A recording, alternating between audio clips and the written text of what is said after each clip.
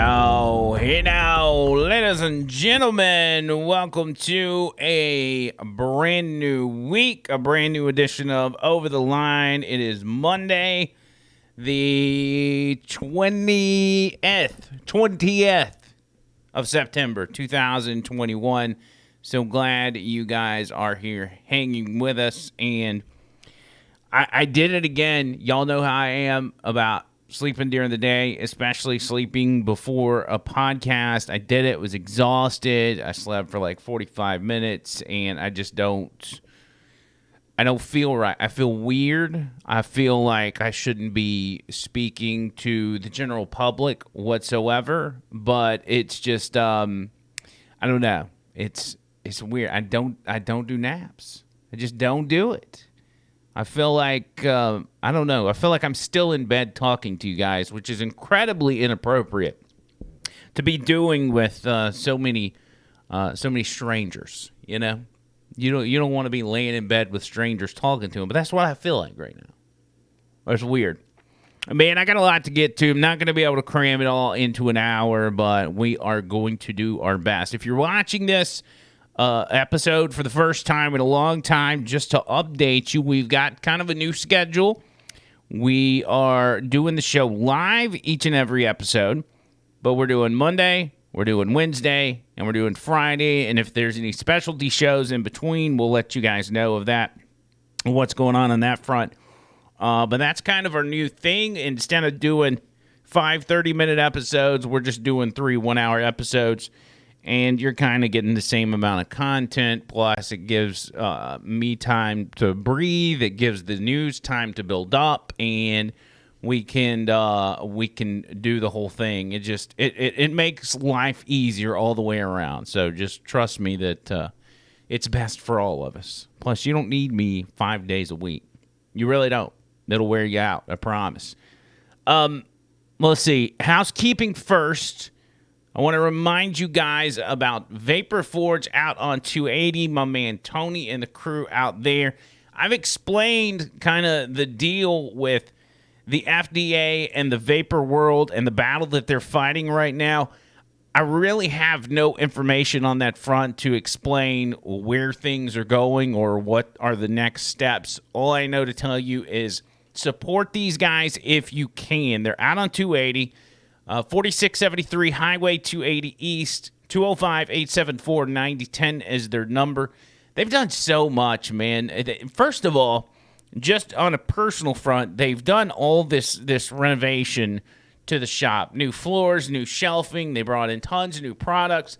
And now the FDA, and really the Joe Biden FDA, is telling them that they can no longer buy and distribute vapor products. So that's kind of what the battle is right now. But nonetheless, they're open for business. Go see them.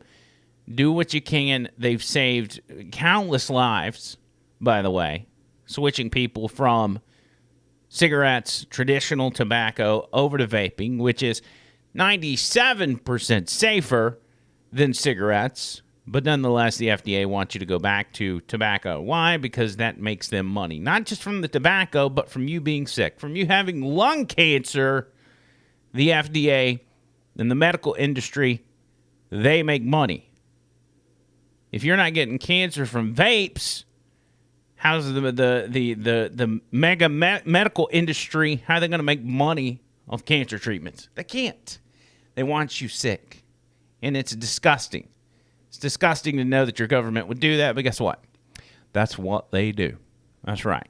Also, patreon.com/Andrew McLean, who, y'all know the drill on that. I don't have to explain it, but if you want to contribute to the show, you just go over to that site, and it's kind of self-explanatory, and you can hook that up. We have linktree.com/Andrew McLean, who, and it is a little site that gives you all of the links that you need in order to follow the show on all the different platforms and blah, blah, blah, blah, blah. So go check that out. Where do I start?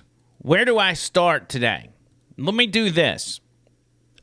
This is something I didn't get to talk about last week, and it kind of snuck up on me because nobody was really talking about it at the time. But on Saturday, there was a protest in Washington, D.C., outside of the Capitol. And it was called, God, I don't even know what it was called, the Justice for J6 rally. Now, I understand that may sound like some sort of rally for a 70s band, like maybe the Jackson 5 or the Jackson 6, but no, it was about the January 6th protesters. It was a rally in support of those who are still incarcerated for their actions on January 6th. This seemed a little off from the get-go. Again, wasn't a whole lot of talk about it, but the media, and again, don't know how I missed it, but the media over the couple of days leading up to it really hyped this thing up. Like it was the next January 6th, that the Capitol was facing an imminent threat of these crazy, unvaccinated QAnon Trump supporters, and it was going to be bad. Everybody in the Capitol, all of our lawmakers, everyone in the House, everyone in the Senate, they were in danger. Now, granted, it was on a Saturday, and we know these elected officials aren't going to be working on a Saturday if they don't have to. But it went off, it happened, and it turned out to be a little awkward as there seemed to be more media members than there were actual rally goers. 200-300 maybe that showed up. They were really outnumbered by the media. They were outnumbered by police. They had the National Guard there. They had choppers flying overhead. And it didn't see... I don't know who did the PR on this stuff, but it didn't work out very well for those seeking justice for J6. Or it could have been, call me crazy, but it could have been the fact that a lot of people are now figuring out that the FBI and our intelligence agencies are playing a major role in setting these things up in order to cause trouble. That's right.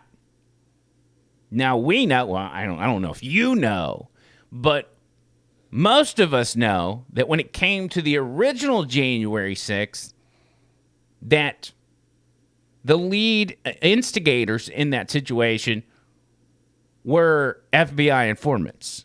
That the FBI had a big role in making sure that January 6th happened the way it did. And this is it's nothing crazy. We know that the FBI is involved. You remember when Gretchen Whitmer? You remember the plan that these Trump supporters or anti-lockdown, anti-vaxxers had, that they were going to kidnap Michigan Governor Gretchen Whitmer, and I don't know, take her to a secluded island and torture her or whatever the plan was. You remember that? Remember how big of a deal that was? They had to hide her and get her out of the governor's mansion, and she had to have all this protection. It turns out there was no real plan to kidnap Gretchen Whitmer. It was a plan that was formed by the FBI in order to make it look as if regular citizens that didn't like Gretchen Whitmer were going to storm the Capitol with their AR-15 assault weapons and literally kidnap the governor. And it was never true. And we find out January 6th, FBI informants leading the way to make that happen. So why would anybody not think that the FBI would be involved in this? Well, pictures started to surface of some of the participants at this January 6th Justice for J6 rally. And here's one that I think probably describes really how this thing got started. Now look at this photo. You see this? Do these look like your typical anti-vaxxer, Gadsden flag, don't tread on me, QAnon, Trump supporters? Is that what y'all see here? Or do y'all see some FBI bros that happen to have bulges in their pockets in the shape of pistols? Is that your government-assigned pistol, or are you just happy to be at this rally? FBI. So I noticed somebody on Twitter was calling them FBI boys, B-O-I-S. FBI boys. Oh, it says it actually in this tweet. You look at the top right corner. From the rally, can these FBI boys be more obvious? It's almost insulting. But my question is, why is the FBI being utilized against the American people? Why is the FBI, instead of going after crime, after or right before it's committed, why is the FBI in the business of trying to create crime and then arrest people for the crime that they created? Why is that? I mean, it sounds awfully familiar. Seems like it happened one time a few years ago. I don't know. What was that thing called? Oh, yeah, Spygate. The Spygate, the Russian collusion that allowed us to get FISA warrants on Carter Page and George Papadopoulos and spy on the Trump campaign. You remember that? I actually keep this in the studio now. And I'm going to keep it in here until I get it framed. But y'all remember this? Look at this. Spygate was no easy feat. Now, you got to give the FBI credit because this is one of the most elaborate screw jobs, not just in the history of politics, but possibly in the history of the world. All right? Look at this. I want to knock my props down over here. I got this fancy setup. All right, look at this. This is one half of my explanation of Spygate that was put on by the intelligence agencies and the FBI. Look at that. Piece by piece, from the Democrat Party to the FBI to the intelligence agencies, John Brennan, Barack Obama, Hillary Clinton, James Clapper, all of them right there. Look, here's the other half. We can't forget about people like Peter Strzok and Lisa Page, the two FBI lovebirds that were cheating on their spouse. There's a second half of it. An elaborate plan done in coordination with the media, with the federal government, with the courts. Well, you can't really blame the courts because the courts were lied to by people like James Comey. Give me a minute. Let me fold this back up. Now I've made a mess. This is why I don't take naps before the show. But this is the FBI. This is them. This is what they do. I remember a time when we used to talk about, it's just, and this was while Trump was president. Well, we don't hate the FBI. It's not like we're anti-cop. We don't hate those that are the rank and file FBI. We just hate those at the top, like the Jim Comeys and the James Clappers and everybody else. Why has it got to be regulated to the top?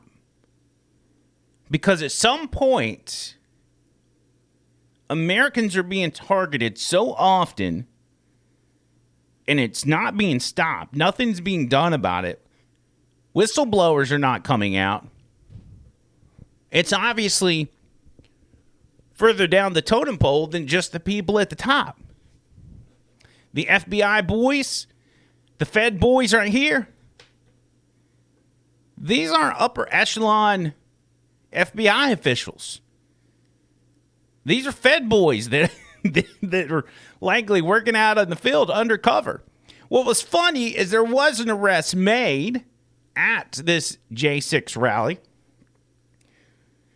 And it was made under the report that this person at the rally had a firearm, right? That there was somebody at the rally that was suspected to have a firearm. So the police approached this guy, told him, hands where we can see him. We got reports that you got a gun. They go and they pat him down. He tells them to reach in his pocket. They reach in his pocket. What do? They pull out his badge because he's an undercover agent. He was an undercover cop. That's why he had a gun. That's who was going to this rally. It was all a setup. It was such a detailed setup that they didn't even know who was who. Like they didn't even realize when their own guys were there. It's ridiculous. It's ridiculous. And this is not about even coercing extremists to come to the Capitol so they can then arrest them, even though they're the ones perpetrating this stuff. It's about the optics. It's about having the desire for another January 6th. It's what they want. Look how beneficial the first January 6th was to them. They were able to kick a sitting president off of 20, 30 different social media platforms. A sitting president. And they got away with it. They were able to end the election debate once and for all because of January 6th. Nobody benefited more from what happened on that day than Democrats and anti-Trump people. They got everything they could have ever wanted. All their hard work, all their tears, all their triggers, all their meltdowns that they went through over the past 4 years were finally justified. Because they were finally able to paint those people that they despise so much as the terrorists that they are. And they're starting to lose grip on that. Look at all the chaos happening all around the world. Border crisis. We're bombing civilians in Afghanistan. We're losing soldiers on the battlefield for no reason at all. Another January 6th would have really come in handy on Saturday. Because if it would have gone the way they wanted it to go, there would be no talk of Afghanistan. There'd be no talk of the southern border. There'd be no talk of Gabby Petito, excuse me. That was not disrespectful. I legitimately mispronounced it. We'd only be talking about what happened in Washington, D.C. It's just like them putting that fence up around the Capitol again and around the White House. They don't do that because they actually fear somebody's going to harm them. They get more protection than anybody on the planet. They do it for optics. They're doing it for show. Because think about it. Think about how effective that is. If you looked at photos in the days leading up and on the day of inauguration, and you saw the fences up at the White House and around the Capitol, that was an eerie feeling. It was an illustration of we are the government and we're running this show. You thought this was the people's house. No, no, no. This is our house, and we're going to put up walls to make sure you stay out. That was the message. Remember Joe Biden's State of the Union. We the people means we the government. In my best Joe Biden whisper. It's bad. So that's what happened, which absolutely nothing happened. It was a setup, and thank God it didn't go the way that they wanted it to, because a majority of Americans would be distracted once again. But back to the Afghanistan part of this. As we know now, the drone bombing that was done in retaliation to our 13 men and women who were killed in our exit from Afghanistan at the Kabul airport, we found out over the past few days that airstrike wasn't what we were told it was. We were told that it killed an ISIS-K member. By the way, we've still yet to get an explanation on what ISIS-K is, but we're just pretending they know what they're talking about. We were told that ISIS-K was involved in that strike. We killed them, and that was our retribution for what they did to our men and women in uniform. The news comes out that not only did we not hit an ISIS-K member, we killed 10 civilians, 7 of which were children. That's right. We didn't just miss hitting terrorists, we killed 10 civilians and several children. And so now Devin Nunes, God bless him, is asking for subpoenas to be sent out on the drone strike that killed Afghan children. House Intelligence Committee ranking member Devin Nunes said subpoenas are needed to get to the bottom of how United States military conducted a drone strike in Kabul on August 29th that killed as many as 10 civilians, including 7 children. He said, we're going to need subpoenas to get to the bottom of this, blah, blah, blah, blah, blah. This clearly was the administration wanting to pretend to be tough. It's going to take a major investigation by Congress and senators that are on the Armed Services Committee and the Intelligence Committee to get to the bottom of this.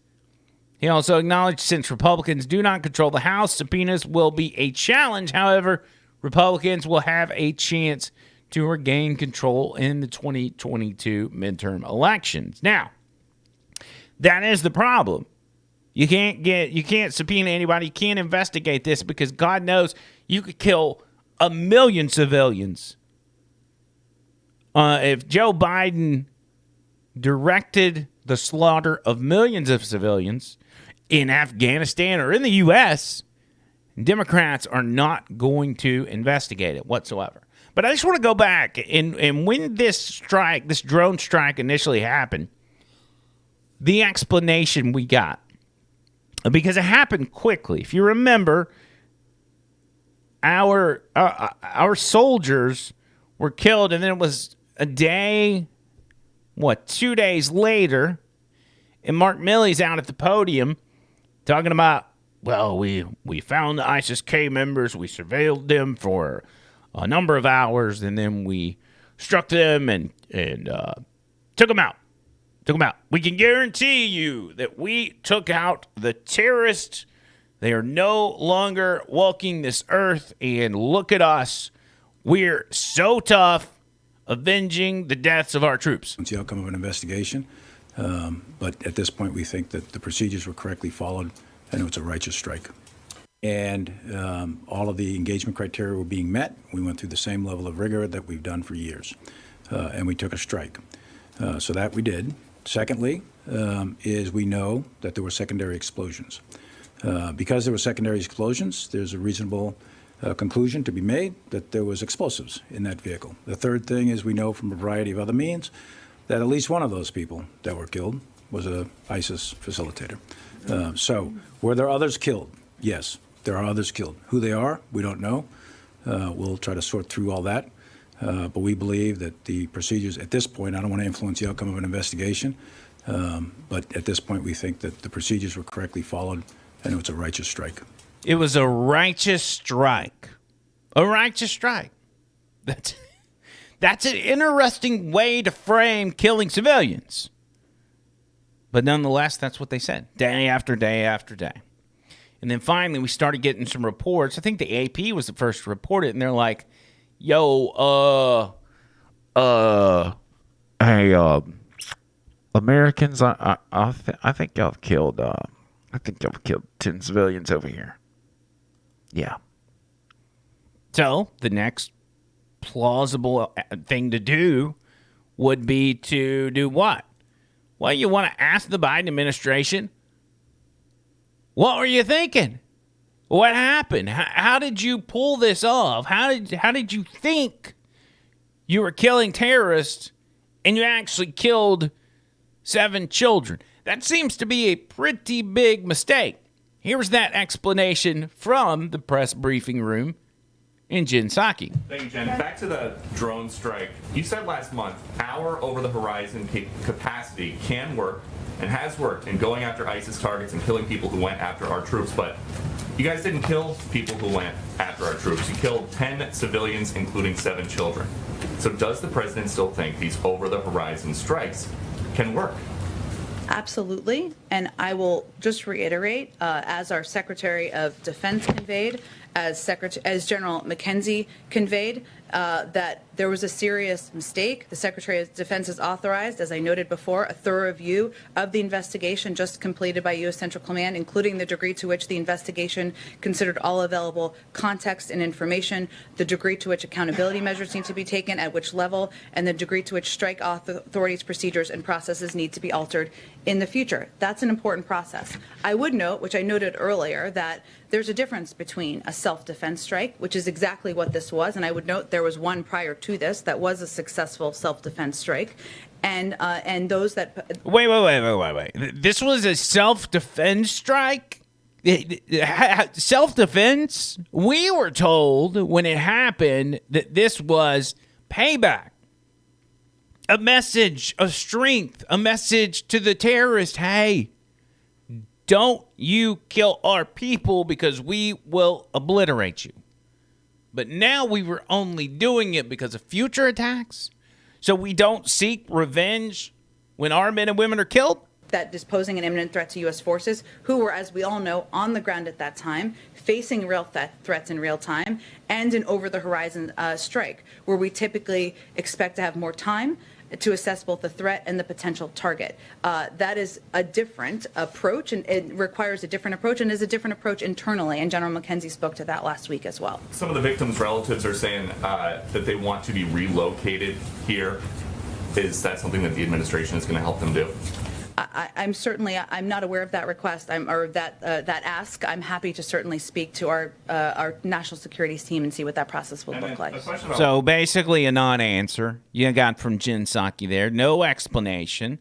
Talking about accountability. You know what accountability would be? Firing every single person that was involved in that strike. Why? Because they claim they surveilled this truck for hours. For hours, up to 8 hours, they surveilled this person.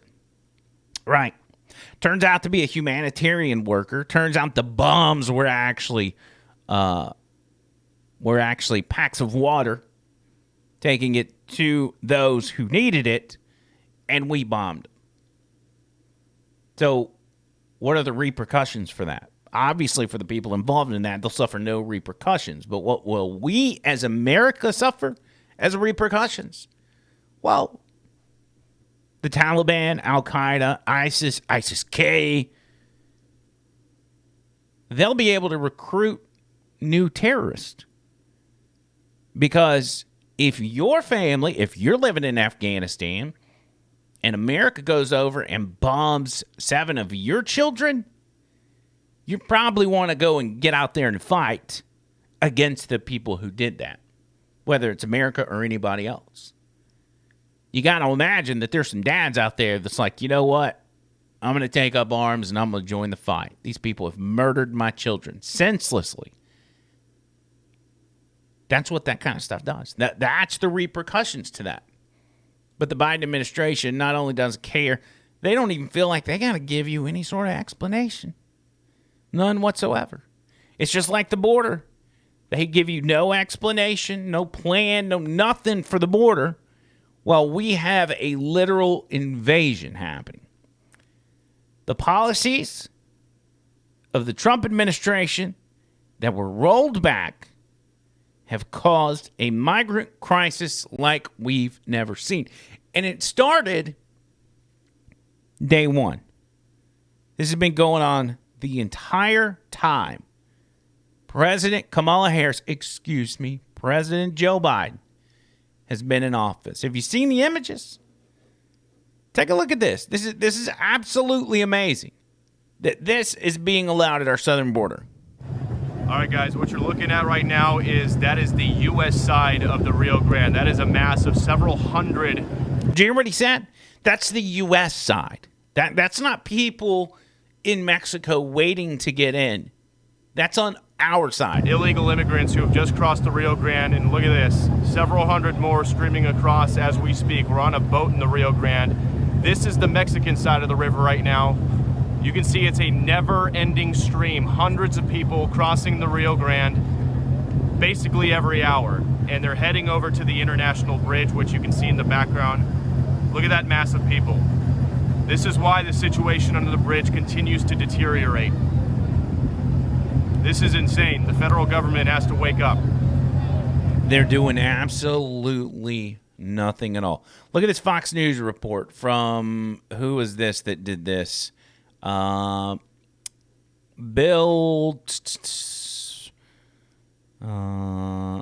Okay, I don't know his name. I watched him several times over the weekend, and he seemed to be doing some pretty. Bill Milligan. I probably just slaughtered his name, and I don't even care. Check this guy out. When Secretary Mayorkas said once again that the border is closed, I can tell you that is a tough pill for border agents to swallow. They talk to us off the record and they roll their eyes when they hear that. This is the U.S. border right now. Take a look at it. You had upwards of 15,000 people here as of Saturday morning. It is now just under 12,000. But these are all migrants who crossed illegally into the United States. They just walked across the river, no resistance whatsoever, and put up shop right here. And you can see a lot of them are using plants and sticks, using whatever they can find to build some sort of a shelter here. Take a look at our second camera just to show you the scope of how big this camp is. Again, between 10 and 12,000 people in the camp right now, most of them from Haiti and West Africa, most of them crossing the Rio Grande in the past few days and just setting up shop here, hoping that they're going to get a chance to stay. We got a third perspective to show you from up on our live Fox drone. Again, just showing you the sheer size of how large this camp is as this border crisis just continues to get worse. There are so many people in here and so few border agents to process them. It's unclear how long this camp is going to take to get cleared out, but we'll show you why there are so many people here. Take a look at this remarkable video we shot on Saturday, exclusive to Fox News. We went out on a boat on the Rio Grande and we witnessed just a constant line of hundreds of migrants from Haiti and West Africa. This surge is from. Waves from Haiti and West Africa. This will never end. This will never end. If we're allowing every single country to do this, what makes you think it's ever going to end? It's not. It's not. They're just going to keep coming and keep coming. And the longer you don't completely close the border, the more these people are going to be told the border's wide open. America is accepting anybody and everybody. You do not have to have a reason. That is the message being spread across the world right now. Why? Because there's money to be made. And as long as people are allowed to stream into this country, flown from Afghanistan, streamed into the north from Haiti and West Africa, they're going to keep telling people. But until people start going back home, and allegedly they're flying these people back home now, believe it when we see it, until they start going back home to their families that stayed and said, hey, they're actually not letting us in, until that happens, it's not going to stop. And even if you pull that off, it's going to be a while before that is even accomplished. Speaking of Haitian immigrants and West African immigrants. Some pretty disturbing images coming from the border where border agents are having to ride around on horses with ropes and lassoing these immigrants that are trying to illegally enter the country. The Biden administration has Border Patrol agents out at the border like the wild, wild west on a horse with a lasso, wrangling up immigrants. Now imagine, just take a moment and imagine Donald Trump being president right now and images of border agents chasing these black people on horses with ropes. What would happen? What would happen? Impeachment would be the least of those. And it would never go away. That story would never go away. But for the Joe Biden administration, they get a nice little fluff piece in the Washington Post that's titled White House Homeland Security Chair. They denounce the horrific mistreatment of Haitian migrants by Border Patrol officers. Morale is at rock bottom for these Border Patrol agents. Rock bottom. And now they've got their own president and their own Homeland Security chairman denouncing them and their actions.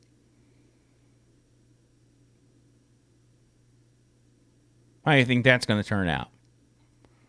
We're watching members of the military quit in droves or be discharged in droves because of the vaccine. How long before we see large numbers of Border Patrol agents quitting as well? Because they're disgusted. They just want to do their job and they're not being allowed to. They've been turned into babysitters.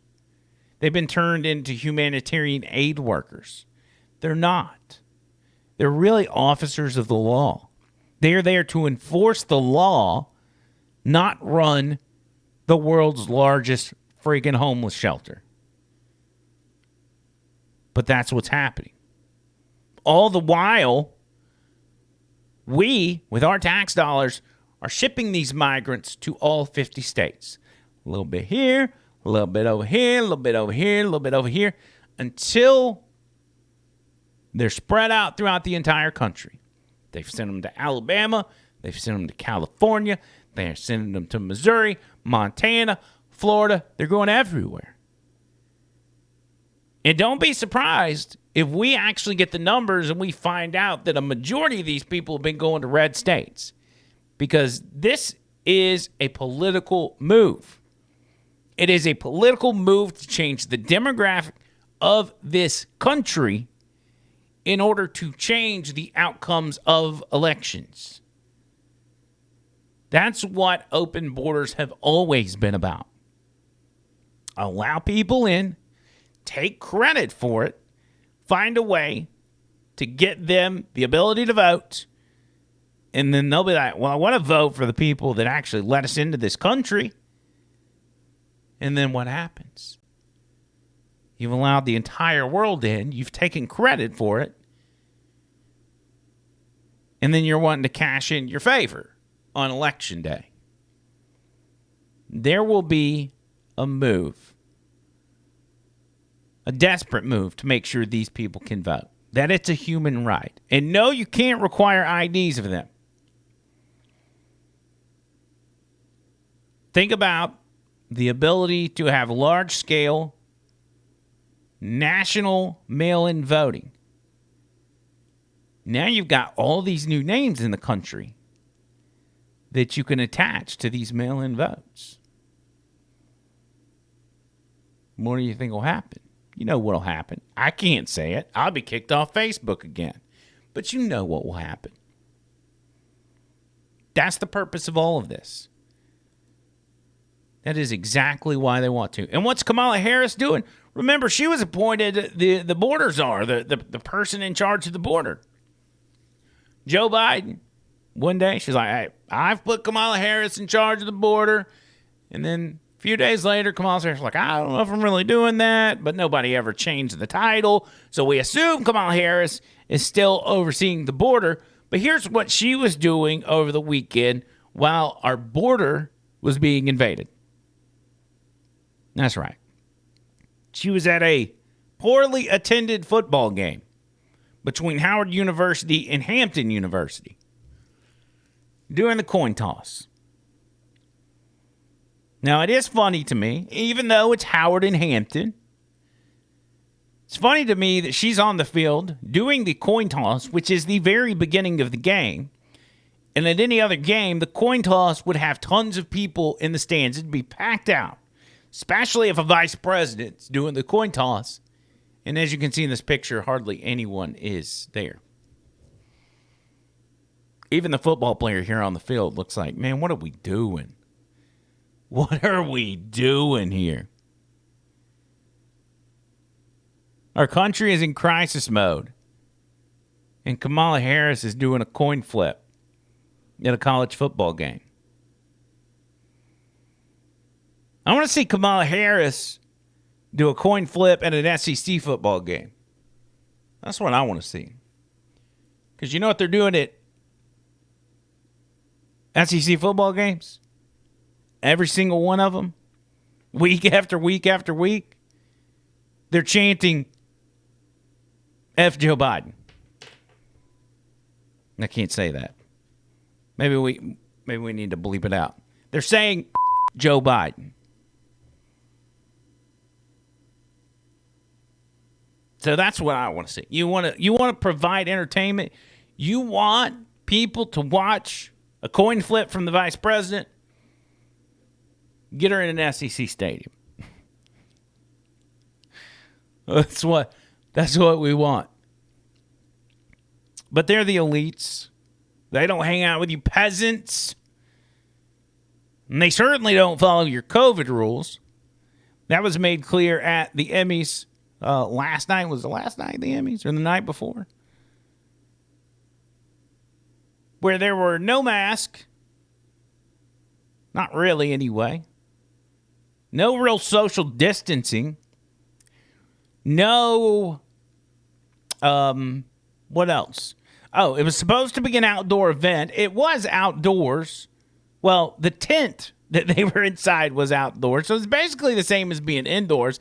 And I actually heard, who was it? Seth Rogen gave a speech and hammered these guys for it. Good for him for having some sort of self-awareness. Because nobody else had a clue what was going on. Let me see if I can find that video. I haven't even watched it, so I don't even know if it's worth watching. But we're gonna find out together. How does that sound? That's why we do the show live. We like to find out together. Man, he looks rough. Honestly, is that really Seth Rogen? Look at this guy. Was it a joke or was he serious? There is way too many of us in this little room. Actor Seth Rogen questioned the wisdom of having so many unmasked people at the Emmys in an enclosed tent. They said this was outdoors. It's not. The show was very different from last year, I'm up here all alone. when Jimmy Kimmel hosted from an empty arena. This year, just the nominees were invited, plus one guest. COVID precautions were embraced. Tables were set at least 6 feet apart. Everyone had to show proof of vaccination and a negative COVID test to get in. Host Cedric the Entertainer quickly shut down Seth Rogen's crack. Unlike what Seth was talking about, it feels good. We all vaxxed. We had to get vaxxed to come here, you know what I mean? This wasn't actually in a building, in an auditorium. The ceremony was in a tent that was put up in downtown LA. The Emmys tent is still standing today. Hey, by the way, in downtown LA, you got to wear a mask no matter where you're at or what your vaccination status is. It's so funny watching these guys squirm and try to find a way. And honestly, they said that you got to show proof of vaccination, but who knows? It's all good because they were in a tent and the tent was outside. And also, the tables were 6 feet apart. Now, granted, the 8 people at each table weren't 6 feet apart, but the tables themselves were.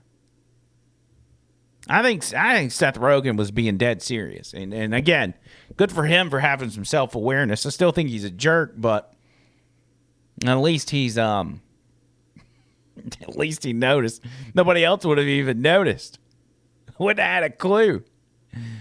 But that took center stage, and I think what really was missed out on was the fact that the Emmys turned out to be completely racist, as all 12 lead and supporting Emmy awards went to white people. That's right.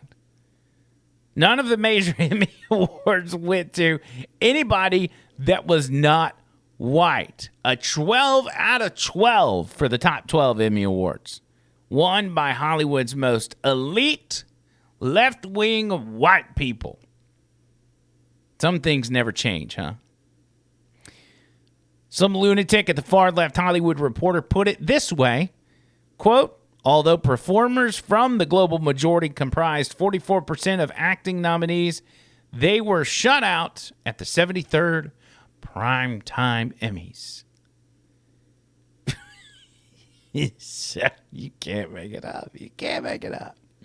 Speaking of needing to be vaxxed in order to get into an event that is not required to go to the big UN General Assembly, where all the world leaders, including ours, will be meeting and speaking and discussing and doing whatever they do at the UN General Assembly.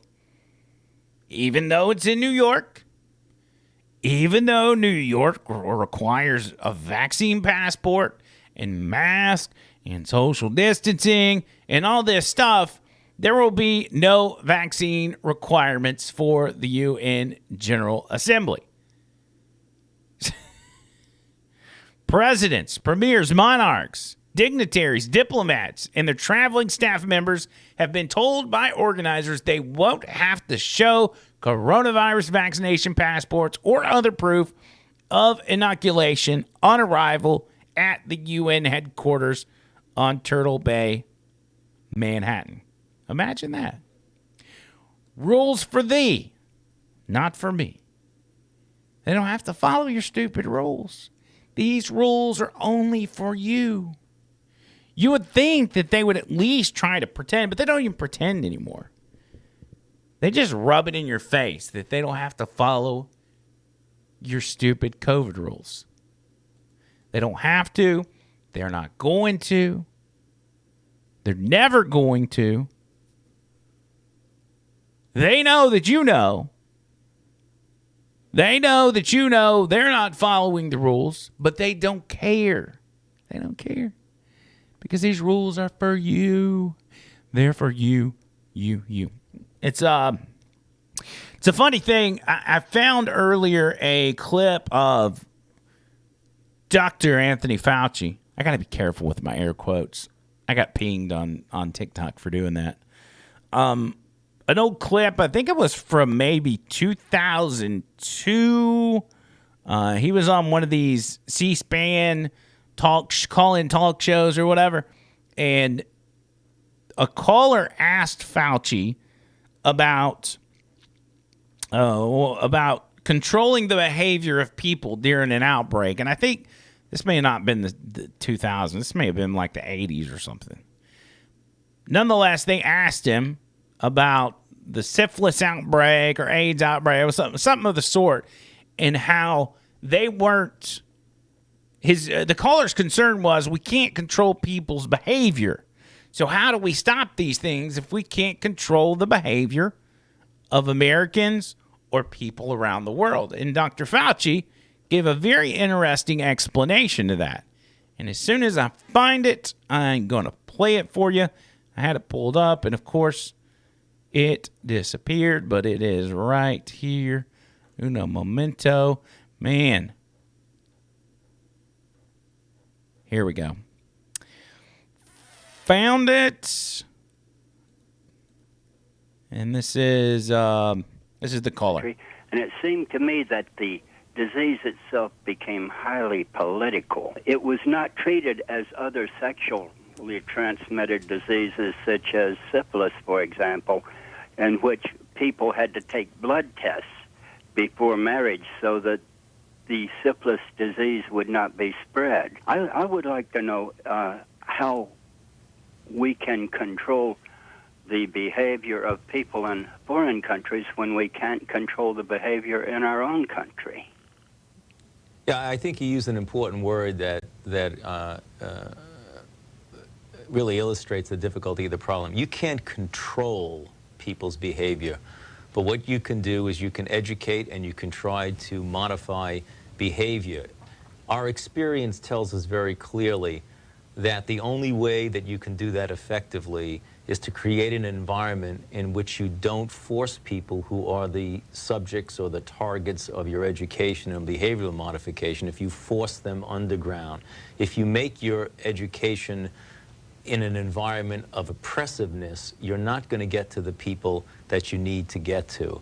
You've got to create a situation where people understand that they're not going to be stigmatized, that they're not going to lose their human rights when they find out that they're infected, that you're going to do something to help them. You see more and more people coming in, getting the education, and ultimately modifying their behavior. We have already seen that in spades in this country, and that's the environment that we are suggesting to our colleagues overseas to do.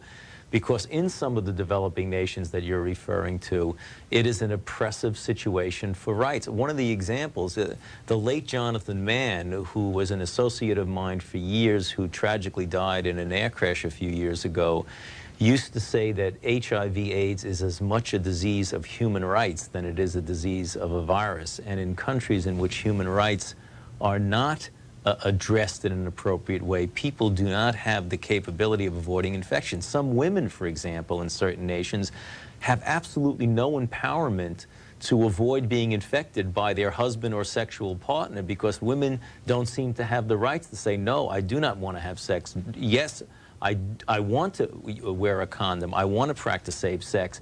And in some societies, they're not allowed that right. Those are the things we need to look at, not oppressing or forcing people to do things, because it never works that way. Strange how things change, right? Strange. Things change so quickly. I made a TikTok over the weekend, and I simply said,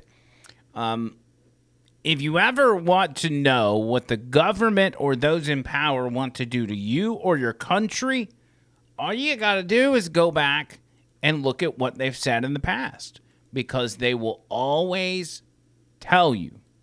They will always tell you what they want to do, what they're going to do, especially when you deal with people like creepy Uncle Joe himself, who said once at a Senate hearing what needed to be done if there was some sort of infectious outbreak.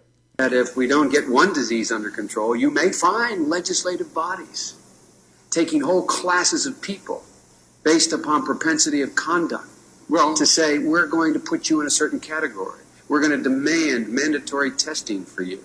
That was back with pro-segregation Joe. Remember that? He wasn't just pro-segregation on the front of color of your skin. He was pro-medical segregation back then. Again, this shouldn't be shocking to anyone. This is the same song and dance. History repeats itself. History always repeats itself, and it will continue to do so. So why it's so important to not allow these people to erase history, because they want the ability to repeat it. They want to do it again. You don't think Joe Biden would love to segregate people? Not by necessarily color, but just put them in groups. That's what the Democrats' MO has been all along. They put people in groups. They put them in boxes. They pit them against each other. That's what they do. All I can do is tell y'all. All I can do is tell y'all and encourage you to tell those you love and you care about. Don't go on Facebook and argue with some D-bag that's not going to change their mind because they've got too much pride and they don't want to be proven wrong in the public square. It's pointless.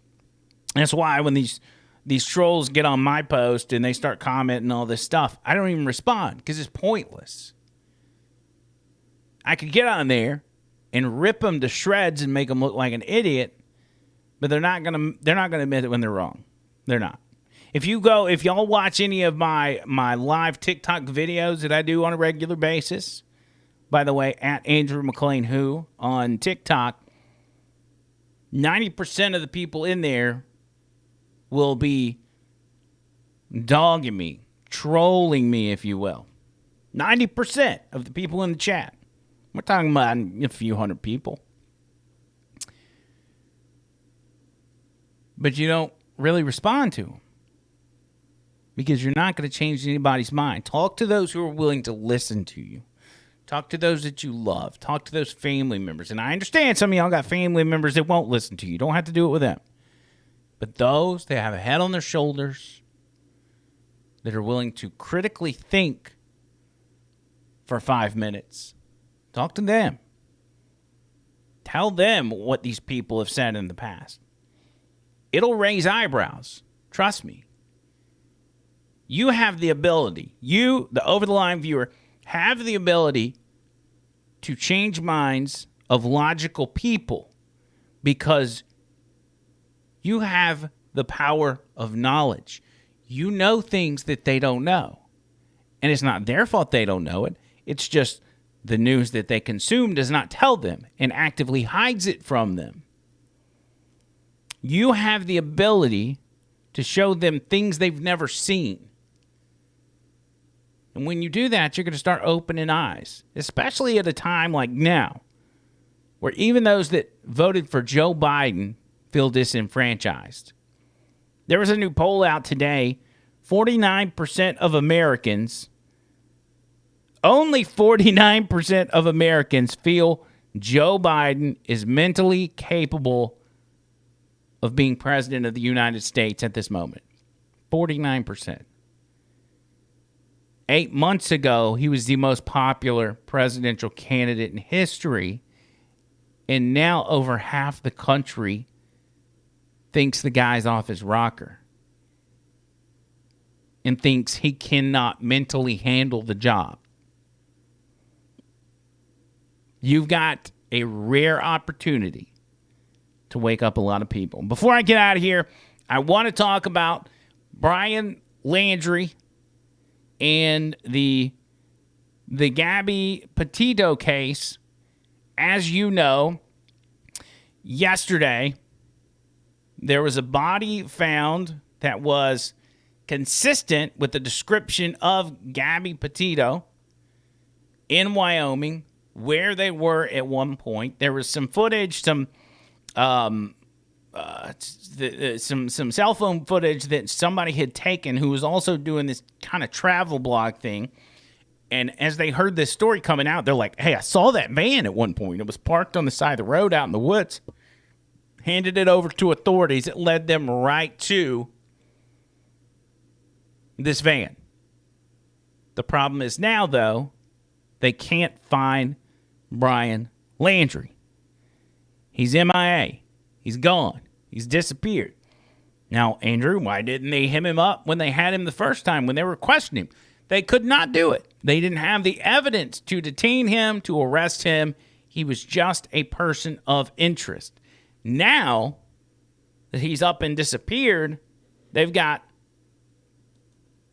reason enough to detain this guy and make sure he doesn't take off again. So nobody knows where he's at. He's completely gone. Family doesn't know where he's at. Police and investigators are at the parents' home of Brian Landry. They're taking out evidence. They're searching cars. They're taking pictures. Don't know exactly what they're finding, but they're hot and heavy on this dude's case. There are many theories out there, and I think probably several of you guys have theories about what's going on. Trish and I were going to do a separate show on this very thing, and who knows, we may still do it. I don't know. It just depends on how this whole thing plays out. But it's interesting that there were two more missing people, two women that were a couple. They were found dead in the same general vicinity around the same general time. And so theories are floating out there that maybe there's a tie with that somehow. So I'm not going to go into too much detail because we don't have enough time. But as I did a quick Google search to see if anything has been updated on Brian Landry, in the search for Brian Landry, I found some interesting things. Here is Business Insider with a story. Let me adjust the screen here for y'all. With a story saying Brian Landry could have fled the country, according to private investigators. Defense attorney says Brian Landry was right to stay quiet. What else? How about this? Lots of tips, but nothing confirmed in the Mobile Brian Landry sightings. So apparently, there were Brian Landry sightings in Mobile, Alabama. They're searching for this guy. What in the world? All these freaking ads. They're searching for this guy, and they're taking whatever tips they can get their hands on. Law enforcement officials have chased more than a dozen tips about possible sightings of Brian Landry in the Mobile area, but authorities told Fox 10 News that none have panned out. Landry is a person of interest in the death of Gabby Petito, whose disappearance has garnered national attention, so on and so forth.